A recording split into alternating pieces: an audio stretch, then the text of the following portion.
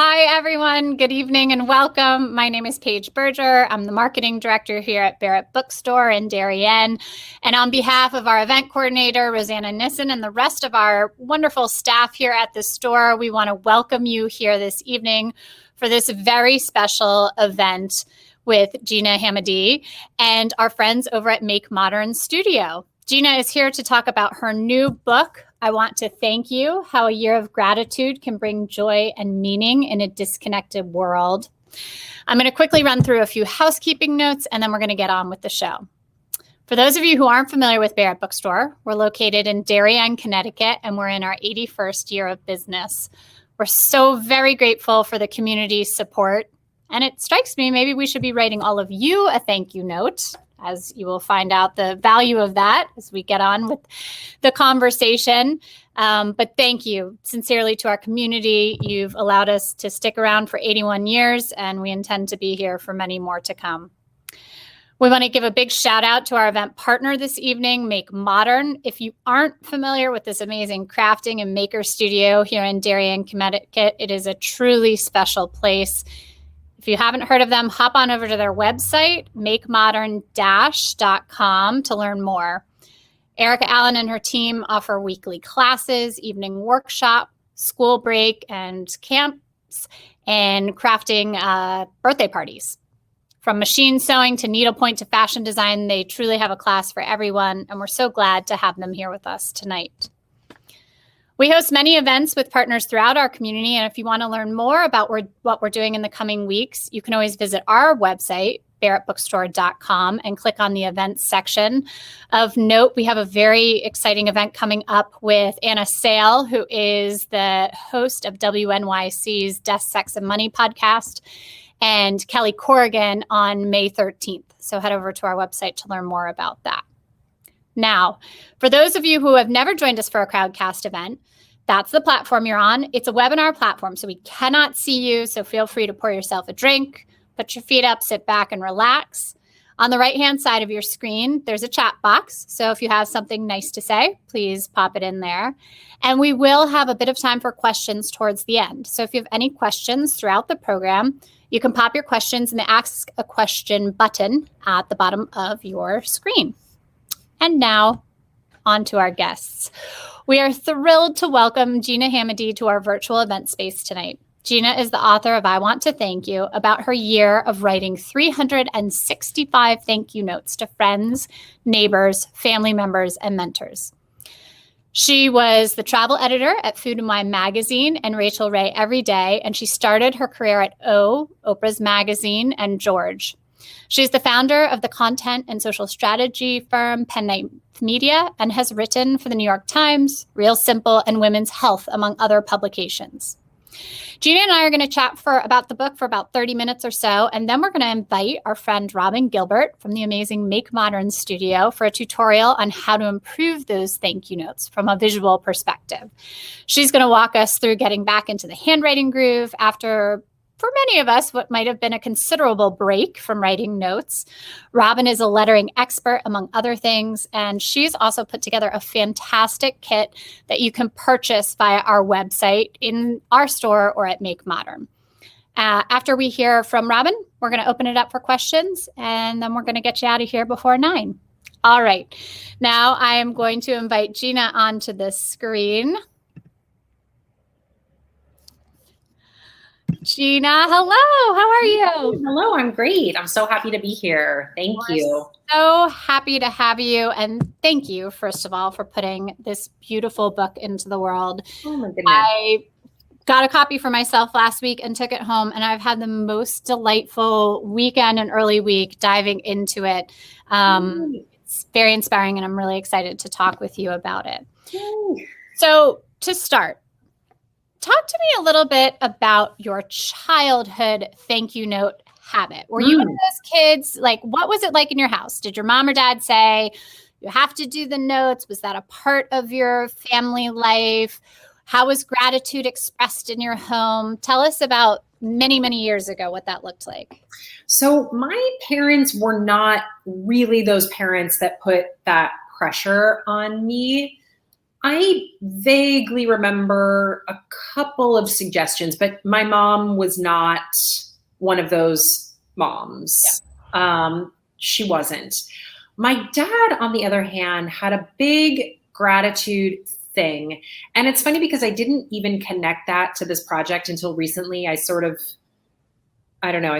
retrieved this memory and was like, oh, maybe that's sort of where it started. So we grew up in a beautiful place in California called Palos Verdes, and it's lovely and beautiful and on the beach and gorgeous. It's a big peninsula and very lucky to be there. My dad worked really hard to get there. He's from Ohio, and he had this thing where he just was so afraid that we would not appreciate it, or I don't know. I feel like you're not appreciating this enough was like a refrain, it would be like, look at that sunset. You're not appreciating it. And I remember posing this question myself, like, how can you be grateful? Like, I know I can look at the sunset and say, it's really pretty. I appreciate that. But I remember thinking, like, how could I express it more? I don't even understand how to do that. Like, anyway, so I think that that's something I've sort of always thought about, is like gratitude as a feeling versus gratitude as an expression or like a verb, like as an action. Yeah. Okay. So it was a feeling growing up, but it wasn't, you must do the thing, so your history wasn't sort of regimented, grounded in that practice. It really wasn't. I wrote a lot of notes I passed a lot of notes in high school. Oh, well, that's something, right? And I really loved it. Like, that was very positive for me. Like, I really loved that. And my mom still I kept them all in a fishbowl that I like puffy painted on the outside, all the names of people so I have like a giant collection that my mom still has somewhere in storage. So I passed notes, and I know I wrote thank you notes on occasion, but I can imagine somebody, assuming that I was one of those, like, must do a thank you note person. And I really wasn't. I just have to pause though. And the fact that your mom has a fishbowl that you puffy painted with the notes you passed in high school really makes me rethink what I'm doing with my children's stuff. So this is a talk about thank you notes, but I'm going to go home and think carefully about what I'm saving, because I find that to be amazing. And what fun would that be to go through?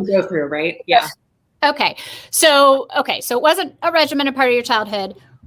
What started this project? For people who haven't cracked open the book yet, 365 thank you notes. How did you embark on this journey? So I had a stack of thank you notes that I promised to donors of a fundraiser I organized for City Harvest, which is a wonderful organization here in the city. And as part of I sit on their junior board, and it's always nice to add a little incentive to a donor. So my little tiny incentive was, I'll handwrite you a thank you note, and my 4-year-old at the time son will add this little note at the bottom, because he had this party trick where he would sign everybody a food based on their personality. So it was like, so it's just like a very minor incentive. And a lot of people donated, 31 people donated. And so I had all of these notes to write, and I wasn't dreading it, but I wasn't looking forward to it. It was sort of like a neutral thing I knew I had to do. And I started doing them on the train to Summit, New Jersey. I had a commute there for a consulting gig. And as I sat down to write them, this unmistakable feeling came over me. And I don't think I noticed it maybe the first note I wrote, but maybe like 5, 6, 7 notes into that, that first commute, I just was thinking, God, this feels really good. And I walked in, out of the train and into my day in this much better mood than I maybe had been. And it was something I started to be a little bit conscious of as I kind of alternated, the mornings when I would write those notes versus getting lost in my to-do list and emails and social feeds. And I think it was something my brain really craved at the time. In retrospect, I definitely wasn't thinking about this at the time. I had now my kids are 5 and 8 or 4.5 and 8. And at the time they were 1 and 4. I mean, I was so busy and just busy and busy all the time, busy. And I think there was something about paper, pen, quiet, focus, something positive. You gave me money, you didn't have to. It just felt like, a quiet, a peace. I felt like my breathing slowed down. And so at the end of the month, I noticed I had 31 notes. It was January 31st when I was sort of reflecting on all of this. So the idea kind of came to me in this little package. I feel like maybe we get that once in our lifetime where it's just like this neat little idea. Like, okay, I've written a thank you note for every day of the year so far. It's January 31st. I've written 31. Maybe this can be I called it my thank you year. And January was charity. So I came up in magazines, like you said. So I kind of naturally turned it into a little content calendar. I knew that every month would be a new topic. The reason why I did that was because, being in magazines so long, you can't just start writing. Can you imagine? Like if you just produced a magazine and you're like, I don't know, let's like write about skiing and yoga. Yeah. It's like you have to have structure and you have to have planning and you have to have it's like I'm picturing these spreadsheets where, there's columns and there's features. And there's organization and structure behind it. So I knew that if I wanted to accomplish that I would have to put that structure behind it. Okay. So you came up with this structure and you said, when you were doing the City Harvest thank you notes, you did have this sort of like, warm, peaceful feeling. I mean, quiet on a train when you have a 1 and 4-year-old also engenders nice, peaceful feelings. When you sort of committed and you've got your organization, you got your editorial calendar, what is your emotional state like? I mean, are you like, yes, I'm going to take this on? Was there any trepidation? I mean, that's a big number of notes to look down. I was on the lookout for something that felt like a personal project, because I was so busy with my kids and because I was so busy with trying to make a freelance life work. I was maybe 2.5 years out of Food and Wine. I was just so busy. And I was just looking, reflecting on my work year previously. And it just felt a little unsatisfying. And, being the travel editor at Food and Wine was, my dream job. It was so incredible. And I was just craving something that would be fulfilling. Actually love my work with brands. I have a lot of fun with them, but I don't know. I felt like there was something missing and I was on the lookout for it. So when I thought of this, it felt like it was an answer to that thing I was looking for. And I didn't necessarily know it would be a book by any means. But I thought I would write some essays about it. I thought maybe I've never written an essay for Medium. Maybe I'll write a little series for that. I thought that this would be something, I thought it would be a personal project and a hobby, and I wanted more of that feeling. And I also thought this could be something that I would write that would be fulfilling. So that was, and I also was just in it was beginning of 2018. I was politically, it just felt like a lot of despair and a lot of, I don't know, there was something that I felt like I had the motivation because it felt really positive. It felt like something creative. So it kind of ticked a lot of boxes for me, and I'm very goal oriented. So once I made that goal, I knew I would do it. So I wasn't worried about not doing it once I figured out that it was something I wanted to do. So you just alluded to your position as a travel editor at Food and Wine. And in one of the sections, so we're going to get to categories in a moment, because if you guys haven't picked up the book yet, there was a category for each month. But I think it was in the travel section. It must have been, because you talked about going to Tokyo. And I'm bringing this up because I think one of the things I really want to highlight for the audience here, which something for me was such an aha takeaway from your book, is it became pretty quickly so much more than just the notes. Right. It really became this mindset shift and perspective. And you tell this story about going to Tokyo and the hydrangeas and then coming back to New York and noticing the same hydrangeas. Can you just share that section a little bit? I thought it was so beautiful, and it really highlights a really beautiful side effect of what this year brought for you. Oh, thank you. Yeah. So I had gone to Tokyo the previous year, 2017, because my little boy was 9 months old. So in my travel month, I looked back on trips, the last year, the last decade, And I identified people who made those trips great in some way or another, a tour guide, somebody who gave me great tips ahead of time. And I'm lucky enough because of that job that I had a lot of those trips and a lot of those people. And one of those trips was Tokyo the prior year, and the food and wine stringer, she met me at a Deepa Chica, it's called, which is the food floor of it's like the bottom floor of a department store, fancy department store, and it's all food, and it's just wonderful. And as I was reflecting back, it was a super quick trip to Tokyo. So I think I only wrote to her because it was a 3-day trip. It was madness. It's madness that I did that within like 9 months at a whole. I was still nursing. I was like pumping. And anyway. Yeah, it's great. Yeah. And so it was a whirlwind of a trip, and I always wanted to go there, and it was way too fast and all those things. But what really, the most specific memory, because it was such a whirlwind trip, was walking through that Deepa Chica with her.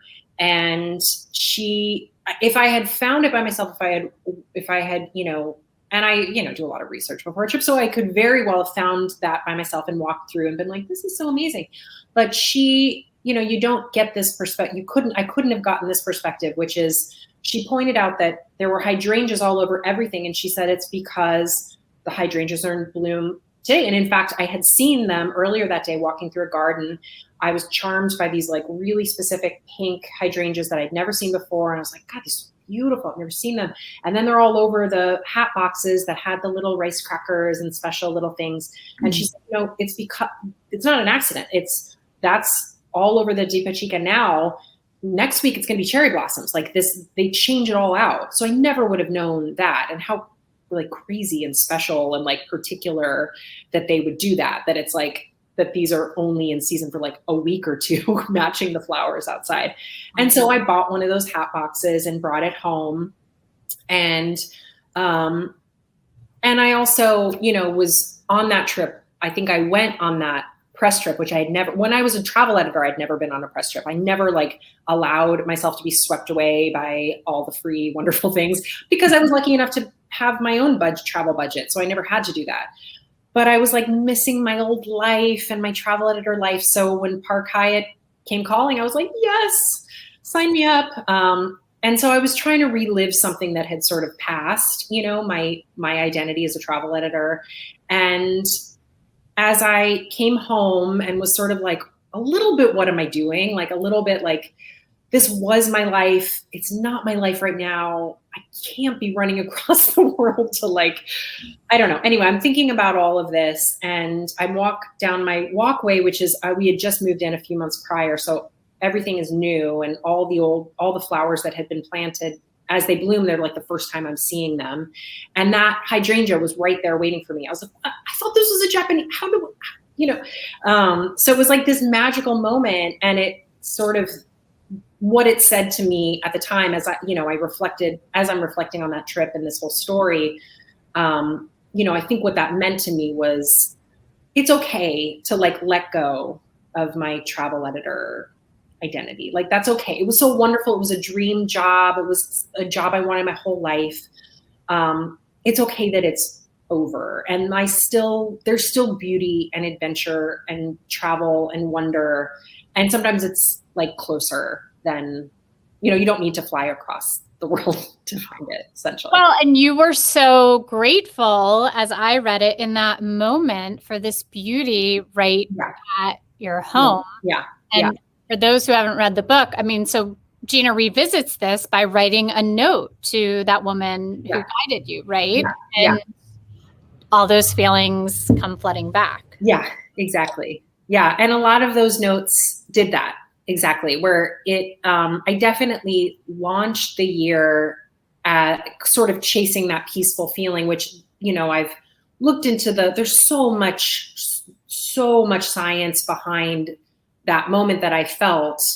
It's very well documented that those sitting with positive, grateful feelings is very good for it indeed lowers your, lowers your blood pressure. It indeed slows down your breathing. It does those things, and it helps, it's very powerful medicine, and that's been proven again and again.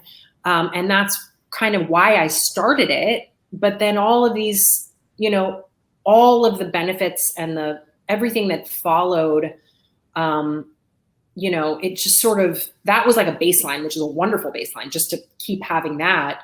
But all that time for reflection was really special, where I kind of was able to process some feelings in that case, and in a lot of other cards. That's what I was doing, was sort of processing these feelings and kind of putting a little bow on them in this nice way.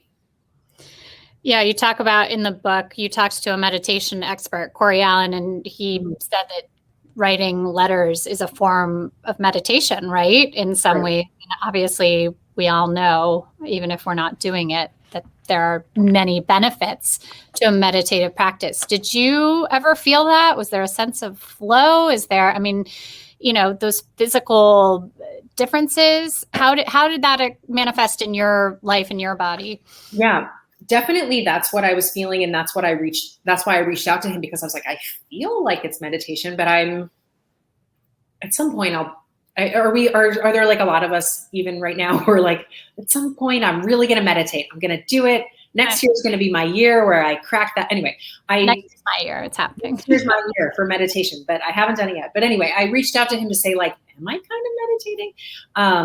And his answer was kind of like, yes and no, you still should meditate. But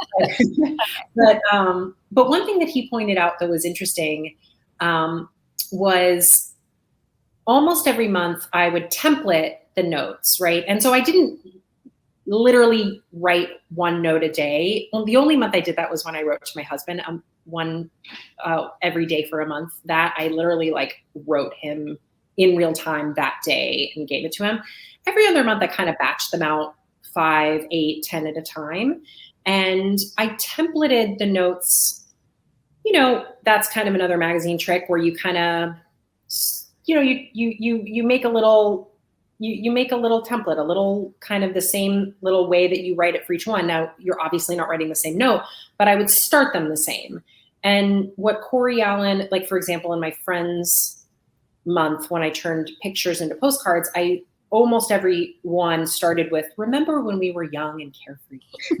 And then it kind of flowed from there. And what he pointed out was that is like a physical mantra that I was doing. And he's like, a mantra acts like a windshield wiper for the brain, and it kind of gets everything else out and lets you focus. And that I had definitely never thought of, but it is true that it kind of helped me. You know, the starting anything is the hardest part, right? So if I knew the first sentence, then the rest would flow really easily. And so writing 5 or 6 notes to friends, let's say, and knowing that I had the first sentence already written would just really make it just was like a fast track into that like flow, almost meditative state where I could just focus on this person and these positive feelings. Yeah, that makes sense. That makes sense.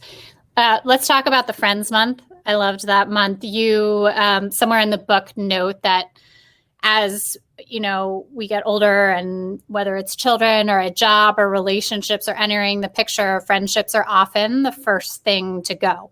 Right. And what did you discover in the Friend Month about maybe why that is, and how did your month of reconnecting with friends change that for you?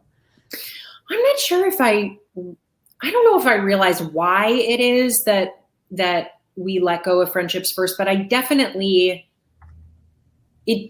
underlined that this is something that happens and that it's a shame and that you have to actively work to keep it up. But that doesn't mean, you know, there's still limited time in our days, right? So that doesn't mean that you just somehow find time to call all of your friends from all your whole life. I don't know. It just means, I think a little goes a long way in keeping up a relationship, you know? I don't think you need a ton of time. You know, I sent one postcard, which is, you know, so it was brief. It had to be brief, 2 or 3 sentences. I think I wrote something like, I hoped it acts like a bookmark in our relationship until we were able to sit down and talk, you know? I love that. And I think it did. I think it does, because it's just, even though it's short, it's clearly from my heart. And I'm really saying, look at this. We once had time for each other. We don't now, but that doesn't mean we will always be in this craziness with the kids and the whole everything and be in this, fast track, like rush hour of life. You still mean a lot to me. You meant a lot to me then. You mean a lot to me now. Like, let's sit and talk someday, sometime. Well, it's so brilliant because I mentioned we're hosting Kelly Corrigan in a couple weeks, and on her social media feed today, she had a picture of her and her daughter. And she said, I was going about my business. And then I came across this old photo from, how many years ago. And she said she broke down in tears because, you forget. Then everyone says it to you all the time, but, the days are long and the years are short. Mm-hmm. And, you're sort of in that phase now. And so just acknowledging that, but also acknowledging how many different stages we go through in life. That's a really, it's an important thought to have. And also to give gratitude to relationships that perhaps were, right in one time and that they morph and they change. So I loved reading that. Thank you. Yeah. And when there were 4 notes that were hard to send, and one in particular where we were really estranged. And, that could have gone any way. Like, it could have just been like, well, this is closure. And I'm just like telling you I loved you then and goodbye, but it actually did get us back in touch. And because of the book, I never would have asked her for this if not for the book. And she's very generous to say yes. I interviewed her about, this is a woman who we hadn't talked for years. In my mind, the narrative was, she dumped me when I became a mom. Our lives were different. She dumped me. It was like that's how it felt on my end. And, me sending her a postcard opened a door, and that started our repairing our relationship. And I, because of this book, interviewed her about it, and I never would have done so. But it kind of goes back to what you're saying about, friendship kind of being the first thing to go, and just, we don't give it the attention it deserves. If you have a bad fight with your husband, you definitely sit and talk about it and what went wrong, but you don't do that with a friend, really, So I got on the phone with her and interviewed her for like an hour about what went wrong, this was how it felt to me. How did it feel to you? And we had this conversation that we truly never would have had. I don't think I would have been brave enough, or I don't think I would have even thought of it to really go into that with her. And it was so important and so healing. And it was so, my narrative was totally different from her narrative. And, she apologized. I wasn't asking for that or expecting it. But anyway, it was just a reminder that we don't value friendships as much as we should, I think. Mm-hmm. And you don't always know what's going on the other side, which I feel like a lot of the notes you wrote really opened up important conversations like that. You just mentioned the word brave. Can you talk a little bit, as somebody who I always think like, oh, if I send them an email, I'm just taking up their time, or, like, oh, I don't want to, will they even remember who I am? Like, I don't want to bother them. How, you said there's somewhere in the book, I think it is, nobody ever waves first, but everybody always waves back. Yeah. How did you sort of get that bravery and that feeling that it's, I can reach out to these people? I mean, some people might not feel this at all, but I felt you in that. I think almost everybody, if people went through, and I don't expect anybody, by the way, to write 365 notes in a year, but if everybody wrote 15 notes to like a variety of people, I'm sure almost everybody would feel that pause of, there's so many things that popped up. And I had this inner conversation so often throughout the year. They won't remember me. This is going to be super weird. You're going to make it awkward. And on and on and on. Like, it's like the least cool thing that a person can do is be like, do you remember me? Because I think of you all the time, every day of my life. Deal with that. It's not cool. And it does take a lot of bravery. I I think I happen to be a person who likes a dare. Even like socially, I don't know. I feel like that's a little bit particular to me, but so anyway, I always like felt those feelings and I was like, that's okay. I'm going to do it anyway. I dare you, do it, and I would do it. I think it's because I really like things that are like, I'd rather stir up something and have something be interesting than not stir it up and be bored. I don't know. Maybe it's the journalism thing too, where I'm like, this will be interesting. That's like the flip side of the coin where it's like, it might be awkward, but it'll be interesting, but even if you're not a tiny bit of a psycho like me, I spoke to this guy, Amit Kumar, a social scientist at the University of Texas in Austin, and he is unique in that a lot of these, gratitude is like a huge industry in pop psychology, and there's so many people who study gratitude, but almost all of them study the benefits to you as you are writing your gratitude journal, as you're sometimes writing a gratitude letter. Some of them study, mostly it's gratitude journals, but he studies the impact on the recipient. So he's unique in that. And he and I had this long, wonderful conversation and we were talking a lot about that, what I call that squirmy feeling that comes up. And I sort of was sharing all my opinions, and he kind of kept being like, okay, don't worry about your opinions. Like, I'm looking at this in the aggregate. I'm actually making people fill out a form afterward. You're not doing that. So you just have to believe me that, like, scientifically, you think it's going to be awkward, and it's not. Like, people overestimate the awkwardness of something like this to a person. Everybody thinks it's going to be a little awkward. It's not awkward. And you underestimate the impact. So you think it might be kind of nice for somebody. No. It's going to mean a lot to them. If you write something that's really from the heart, and, if you really write that thing that's inside of you and, go beyond the surface and really say something meaningful, it's going to mean a lot to them. So it's not even my opinion. It's like, that science. guy says it. It's science. Yeah, it's science. I love it. We're all about science. All right, I'm going to ask one more question, and then we're going to, Robin, I'm giving you a little heads up. You're going to be on screen in a couple minutes, and then we'll all come back on at the end, and I have some more questions. This is also a heads up. If anybody has a question that you want to ask Gina, or as Robin's talking, questions about the lettering and handwriting, you can put those in the ask question box. Okay, let's talk quickly about social media and thank you notes and the difference. I think with COVID, I've had this conversation with a lot of friends.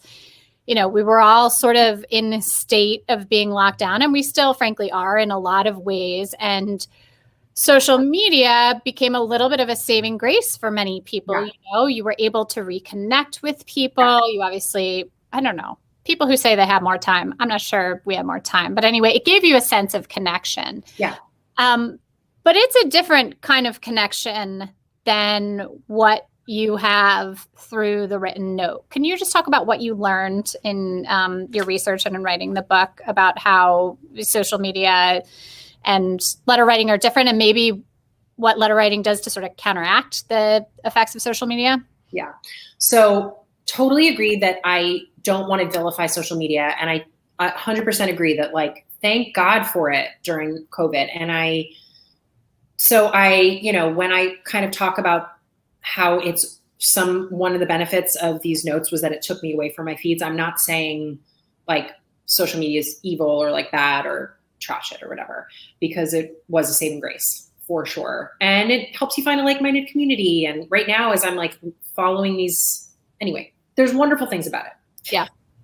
But, going back to those train rides, I really felt ragged. When I would dive in, I feel like I would emerge from it feeling ragged is the word that comes to mind. And as I was writing the notes and as I was stepping away from the feeds, what sort of became clear to me was that it was an antidote in the sense that, when I was on, let's say, Facebook or Twitter, it was a rage at the time, a rage machine. It was what fresh hell will the fresh hell machine serve me up today? So it was just negativity, overload. And then Instagram was admiring other people's chubby baby hands, chubby little cat paws. I don't know, like just country houses upstate. It's like just admiring other people's sense of, style and aesthetic and babies. And it's also lovely. But it's a lot. And so you're either admiring other people's stuff and kind of wishing for it, or, spiraling down a rage slide. And what the thank you notes did for me, how they were an antidote, was that it was purely positive. Even when I was writing to people who, might have been, some of these were difficult to write in one way or another, but it was always positive because I'm finding the positive in that relationship, and focusing on it. Yeah. So I was like bathed in positivity, and I was picking and choosing and curating memories that are mine. So it's almost like I was curating my own Instagram feed of my memory and life. Yeah. Just thinking, what's important to me? What are the trips that I've gone on? Who are the friends that I've had? Let me honor those. I love that. Thank you. Yeah. All right. We're going to do a little switcheroo. Gina, pour yourself a drink. Take a quick break. We're going to push you down and welcome Robin, our friend Robin Gilbert from the amazing Make-Modern studio. Hi, Robin. Hello. Thanks for having me. Thanks for being here. I'm going to disappear now, and you're going to take it away. Well, thank you, Gina, for letting us know about your writing project and giving us that spark to hopefully embark on our own writing projects. I am admitting right now that there have been a couple of times, maybe more than a couple, that I've written a note and been unhappy with my handwriting and then didn't send it. That sounds kind of silly to say out loud, but the truth is that I would get frustrated. We use our technology and our phones, and our typing skills are probably all amazing, but we've lost those fine motor skills that we use to write, all the writing we did. If you're of a certain age, you probably learned cursive writing in about third grade. Third grade was a great time for practicing writing. And then I think little by little, I lost a lot of that. At Make-Modern, we're doing sessions and classes and workshops that focus around like a calligraphy style of writing, the brush lettering. So super fancy. This is not what I would write my thank you notes in. But there is something to this that sparked me improving my own handwriting. We're also doing a lot of bullet journaling in those classes, kind of pairing the learning the lettering with the bullet journaling style. It can be your gratitude. Oh, there's my yoga log. Gratitude journal, your own calendar. Each week I'm adding something. It's also meditative, I would say, because I'm focusing and thinking in a very hands-on way about what I have to do or my goals. The handwriting portion, though, was a little bit different from some of this. And I have worked on that specifically during the pandemic and during lockdown. You're looking at my book right now. This is a page I did for us here tonight, but page after page is me working on various lettering styles and handwriting. Doesn't have to be, can be print, can be script. I am working on specifically a script print, or a script that comes together like cursive. So we learned to write cursive writing so that we could go quicker. That's how cursive was developed in the first place, right? So that you could write quickly, transcript a manuscript of some sort. But the cursive writing I was doing on my grocery list or in my thank you notes wasn't pretty. It was like a runaway train, and I would even misspell things because I guess my fine motor skills in my brain are not as well connected as they used to be. But so the kit we put together that we have at Barrett Bookstore and Make-Modern has some of my favorite writing tools in it. One is a starter fountain pen, like the fancy fountain pen that maybe your grandparents used, or my grandparents used. I like the flow of the ink from a fountain pen. It comes out quickly, it's smooth. You can look for a very fine point. If you write very delicately, then a finer point. I go back and forth between liking a bolder. Something we like at Make-Modern is the Stabilo pens. It's a fine liner, so that's going to be like your felt tip or like a plastic tip. The ink comes out also very nicely from that. So those are all in there. I've got a little writing guide, and then the Rhodia tablet, which is what I'm using here. So if you can see, if I can get close enough there, this is the dot grid. The dot grid is what is also in the bullet journals. I know Barrett Bookstore also has bullet journals because I've gone in there and purchased them for my own projects. But the Rhodia tablet is just nice for the quality of the paper is nice. So you'll get a nice end result in your writing. So the dots are what I'm using like the lines. So I'm using that to give myself some guidance for spacing and for size, roughly 1 square for my print. So I'm doing a print that maybe reflects something similar to a graphic novel. So my graphic novel print would be all caps. It would take up, let's see, would take up 1 space, not go high, not go low. I'm even sometimes using capital letters with a mix of a lowercase E or A. I just prefer the look of those.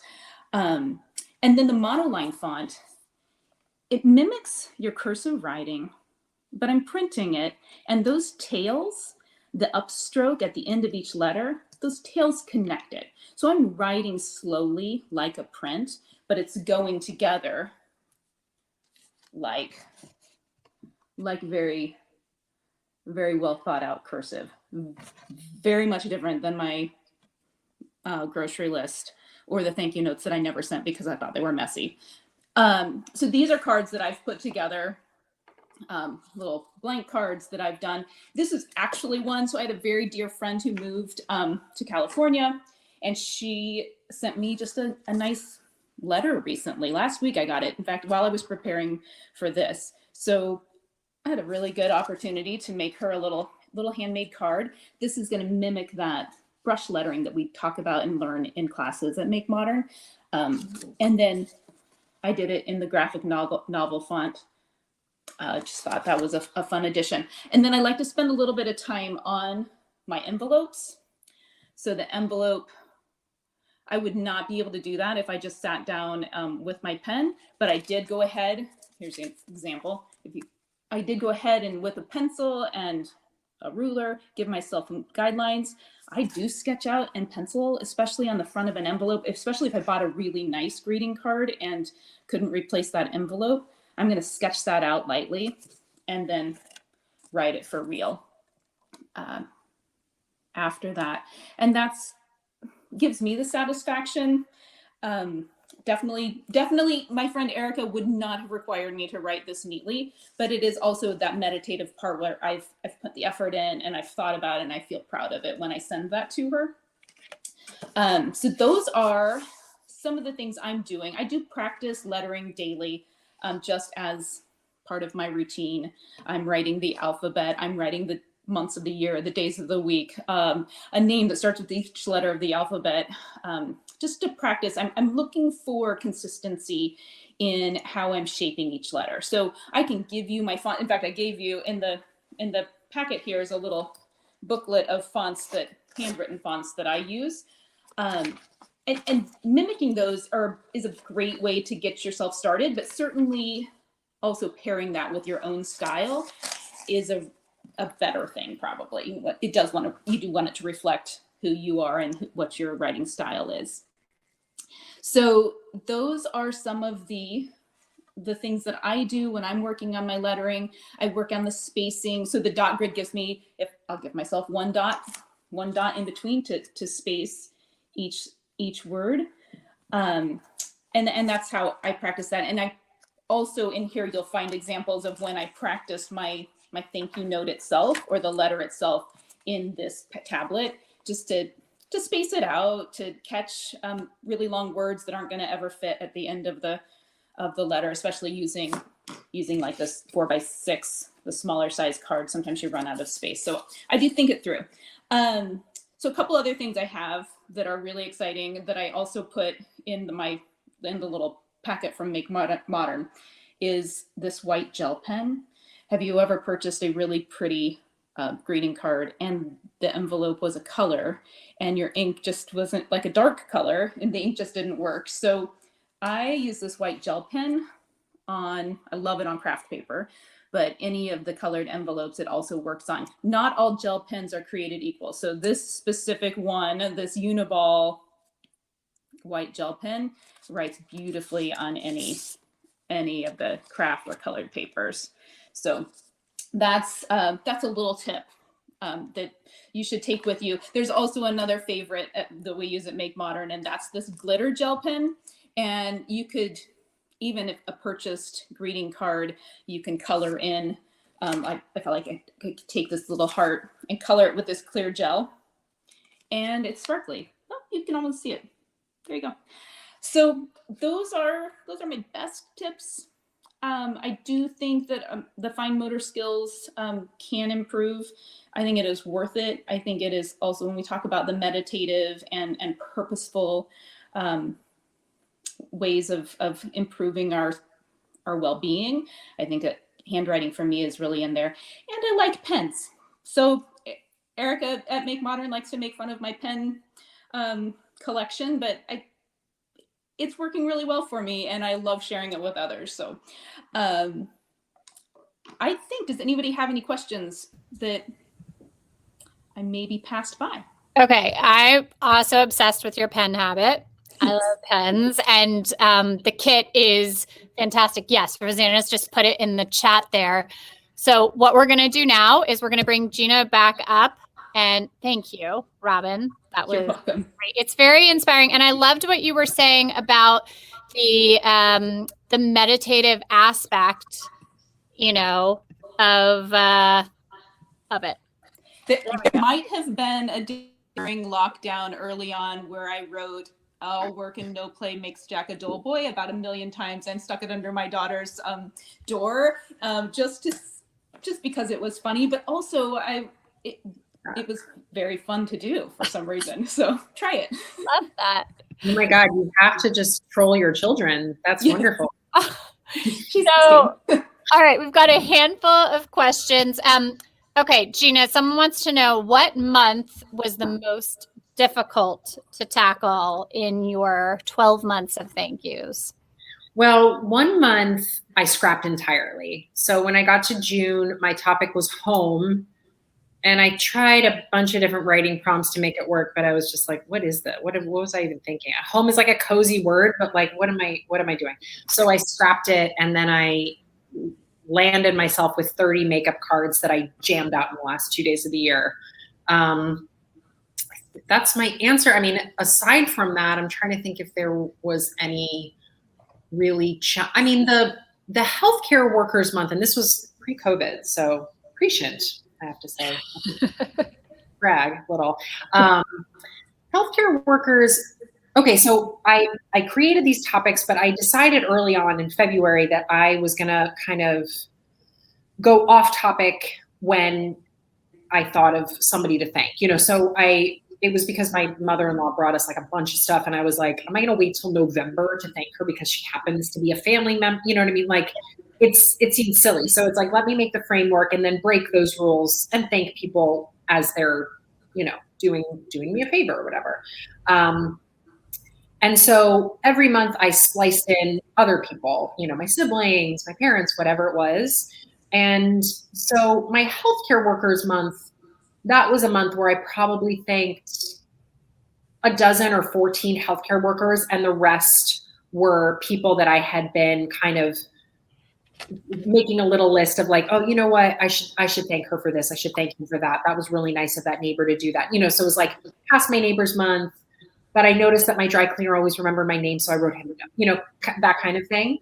So I wouldn't say it was the hardest month. I really loved that month. That was like a very therapeutic month for me to go back and thank doctors or nurses or doulas or whomever that had kind of come in at a challenging time. But there weren't like 30 that I was like, oh, these were, I had like a dozen. I do want to show off, because you mentioned your mother-in-law, and I had flagged this as an example. If anyone is not yet convinced to buy the book, not only do you get Gina's amazing prose. You guys, these illustrations, look at this. Really cute. It's so beautiful. These are all the things that she sent her mother-in-law thank you notes for. Yeah. Aren't they so pretty? I know Kelly Lasser, who I hired to do the illustrations, I just think she did a beautiful job. Thank you for pointing that out. She did a beautiful, beautiful job. Okay. Lots of questions. This is great. Okay. Lindsay Hurdy, who I know loves Robin and her lettering and her gel pens, has a question about holiday cards as a moment for letter writing. Do you think the holiday card is too commercialized now to be meaningful? Is this for me or for you? Yeah, sorry, that's for you. I was giving Robin her love because I know that Lindsay loves the lettering. So on my Instagram, I think that was my first Instagram reel actually I ever did, which was this idea that I've had for a long time, which is, for a lot of people, this is the only time they send out mail, right? Which, I mean, God bless, no judgment there. But, for a lot of people, this is the only time of the year they take out their address book, send out mail. And I'm like, as long as you're doing that, just write one sentence, maybe, one meaningful sentence. And it'll just make it worth so much more, if you just say one thing, it's a memory that you're thinking of, something you really love about them, just one sentence. And I know it's an extra thing and it's already a busy time and I get that. But to me, it just feels would make it really stand out and feel really special. You know what I love about that too? It could really help you focus your list. Yeah.